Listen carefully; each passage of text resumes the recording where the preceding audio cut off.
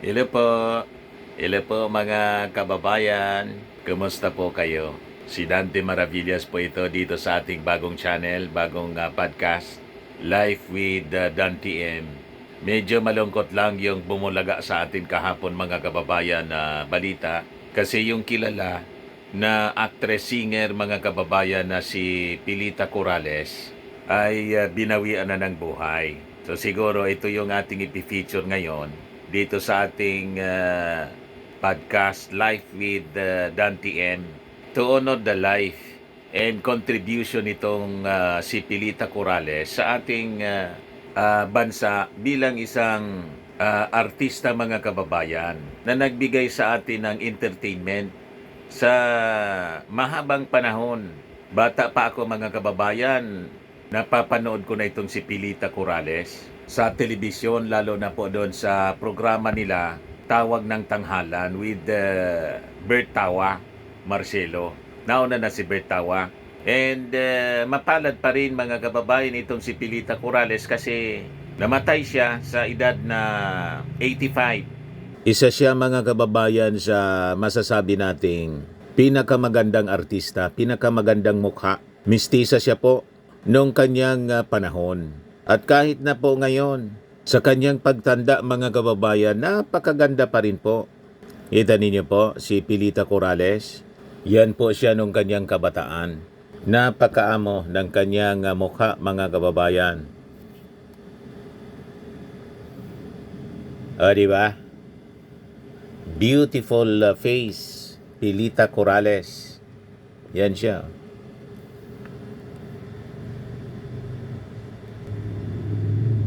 Medyo matanda na siya rito.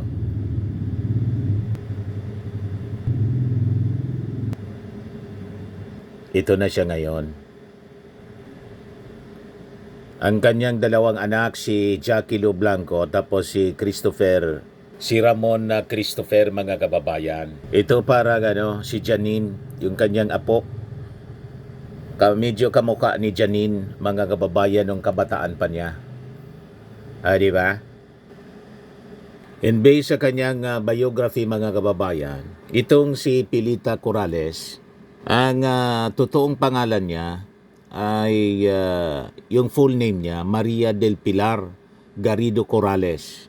Born August 22, 1939. Namatay siya kahapon, April 12, 2025. At kilala siya sa pangalang Pilita Corrales lang. Isang Filipino singer, actress, and comedian. At siya po ay nakilala, naging famous siya po sa pag-aawit na most of the time, gumaganon siya, backbending.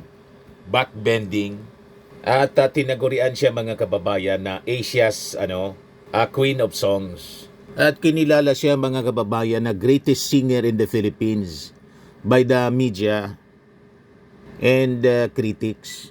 Si Pilita Corrales, nakapag-record siya ng 135 albums throughout her 6 decade of career. At karamihan sa kanyang mga recordings, English and Filipino. May mga kanta din siya pong waray kasi Cebuano po siya. Pinanganak sa Lahog, Cebu. To Jose Corrales de Zaragoza and Maria Garrido Manzano. Both distinguished Spanish Filipinos, de buena familia from Manila.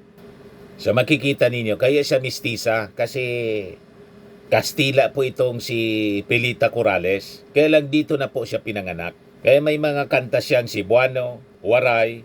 Ngayon, yung kanyang kasi na si Annie Corrales was Miss Philippines in 1957. Yung kanyang success would later extend to film and television, kung saan nagkaroon siya po ng show noon, An Evening with Pilita, considered as one of the standards in Philippine broadcasting history.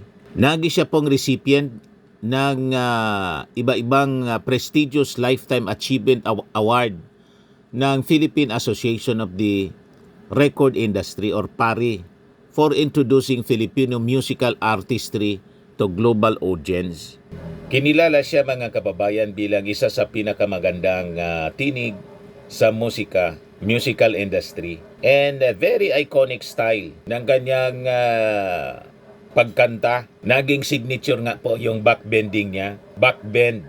Gumaganon siya palagi. Itong si Pilita Corrales was one of the first superstar in the Philippines and became one of the first female artists to reach the top of the Australian pop charts. Noong 1963, yung kanyang single na may titulong A Million Thanks to You, nagi siyang isa sa mga kanta by local artists to reach number 1 dito sa Philippine charts in 1960s. Siya din yung unang Pilipino to win an international music festival sa Tokyo Music Festival noong 1972. She was recognized as one of the great dames of Victorian and radio television and has a street named after her in Melbourne, Australia.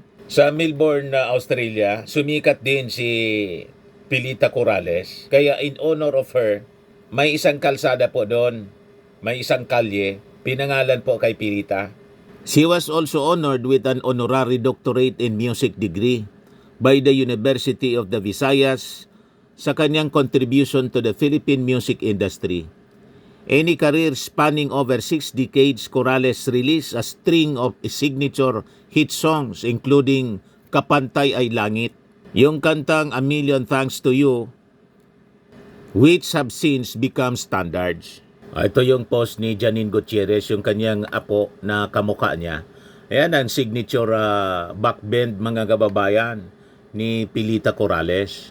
So sa post ni Janine, mga kababayan, hindi man niya sinabi, pati ng kanyang family kung ano yung cause of death. Siguro, siyempre, matanda na rin. Kaya yon binawian na ng kanyang, ng kanyang buhay po si Pilita Corrales. Yung dalawa niyang anak, una si Jackie Lo Blanco, at saka yung pangalawa si Ramon Christopher Gutierrez. So sabi dito po, si Pilita Corrales nag-asawa sa 1963. Ang unang asawa niya, Spanish executive at saka negosyanteng si Gonzalo Blanco. Nagkahiwalay sila while Jackie Lo Blanco was still a child. And Gonzalo died in 1981. Then, sabi rito, si Pilita Corrales, pinanganak niya yung kanyang second child, si Ramon Christopher Gutierrez in 1971. Ang tatay niya, yung aktor na si Eddie Gutierrez po, na ang asawa ngayon, si Annabel Rama, tatay ni Rofa Gutierrez. Kaya po si Rofa Gutierrez, saka si Ramon Christopher Gutierrez, half brother sila. Magkaiba yung tatay kasi. Ngayon, ito yung hindi natin masyado alam. Si Pilita Corrales, nag-asawa pa rin at nag-adapt po siya ng isa pang anak, si VJ. At noong May 22, 2001, si Pilita Corrales nag-asawa ng isang Paraguayan-Australian businessman ng pangalan po Carlos Lopez.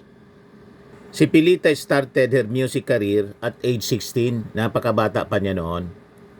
So other than yung A Million Thanks to You, ang iba pang mga memorable songs ni Pilita Corrales, yung Rosas Pandan, Usahay, A Million Thanks to You, yun ang nasabi natin, Matud Nila, at saka yung Kapantay Ay Langit. Sabi po ni Senator Grace po, she extends condolences to the family. Si Pilita niya, ang halimbawa ng tunay na ganda at talento ay hindi kumukupas sa pagdaan ng mga taon. Sa kanyang 6 na dekada niya sa showbiz, nakatatak sa kaisipan ng mamamayang Filipino ang kanyang natatanging estilo ng pagkanta at ang kanyang nakakahalinang liyad kapag tumataas na ang mga nota. Ang kanyang 135 na album ay patunay ng kanyang matimbang na ambag sa musikang Pilipino. Sabi po ni Senator Grace po. So, a million thanks to you. Thank you for the music, Miss Pilita Corrales. Noong kanyang very active pa siya sa television mga kababayan. Lagi tayong nanonood sa kanyang hosting sa television. At talaga pong nakakaaliw ang kanyang mga, yan siya mga kababayan, ang signature bend niya. Napakaamo ng kanyang muka mga kababayan. Yan o. Ito yung nag-celebrate siya ng birthday before siya na mamatay mga kababayan. Yan mga kababayan siya. Ito siya nung nabubuhay pa. Our doctors, our people helping in the streets, our police, everyone, our security guards, everyone who is out in the street and not as lucky as all of us that we are at home. We pray for you and we Yung always pandemic ask yata the ito. Lord to keep you safe, that you don't get any illnesses because we need you. Thank you very much for your service. So, nakakalungkot din mga kababayan ang naging pagpanaw ng kilalang actress, singer na si Pilita Corrales. Pero sabi nga, blessed pa rin mga kababayan itong si Pilita Corrales kasi umabot siya ng 85 years old. So that's life mga kababayan, and that is our featured story ngayong podcast natin sa Life with Dante M. Kung hindi pa po kayo nakapag-subscribe dito sa bago nating channel, click subscribe po. Bye-bye!